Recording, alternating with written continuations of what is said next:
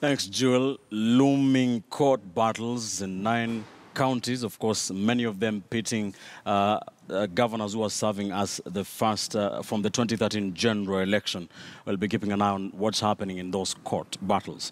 Now, the 11th Parliament witnessed some of the craziest scenes, including alleged stripping of a female legislator during the heated debate on the controversial security laws and the eviction of opposition leaders for whistling at the president during the State of the Nation address. Now, so how different will the 12th Parliament be, and what intrigue awaits the new and re-elected members of Parliament? Political Affairs reporter Moremi Mwangi takes a closer look. From fist fights beside the Speaker's gallery to the splash of Homa Bay woman representative Gladys Wanga's wrath on outgoing Deputy Speaker Joyce Laboso on the eve of debate of the controversial security bill, to the opposition whistles that greeted President Uhuru Kenyatta during the 2016 State of the Nation address, and which would earn Ugunja legislator Opiyo Wandayi a blacklist of close to 5 months from Parliament. The 11th Parliament no doubt had its fair share of drama. Mr. Speaker! And now, the spotlight turns to the incoming 12th Parliament with a clique of unique newcomers, including popular musician Jaguar representing Starehe constituency. Mimi ni Mohamed Ali. Former KTN investigative journalist Mohamed Ali representing Nyali. And 23-year-old university student John Paul Mwirigi representing Igembe South constituency as an independent member. But just how different will the 12th Parliament be from its predecessor? The citizens of this republic are looking upon us to have a less cantankerous parliament, to have debates that are not characterized by violence. I think going to that parliament is taking each people to parliament and taking justice to their doorstep.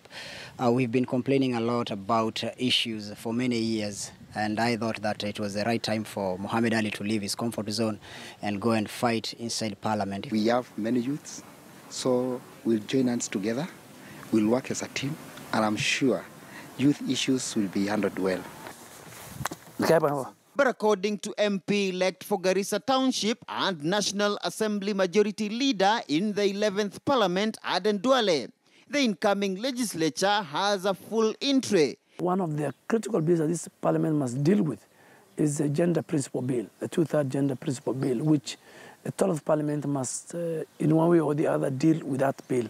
Tutaujaribu tena ukaweza kupitishwa kwa maana bado hatujafikia namba ile ambayo inatakikana ya kina mama kuwa katika uongozi, hasa katika uongozi huu ambao ni wa juu. But the Kenyan opposition is facing an uphill task.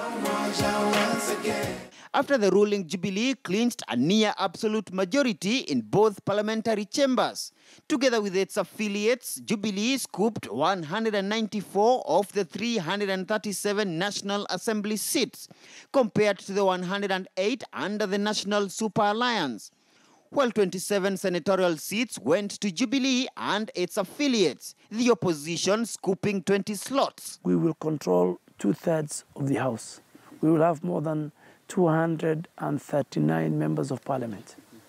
So I have comfortably say that these 5 years, the tyranny has increased. You only have a question of numbers when you want to bulldoze an agenda that is not acceptable. You only have a question of tyranny of numbers when you want to bulldoze a law that would most likely not sit well with Kenyans.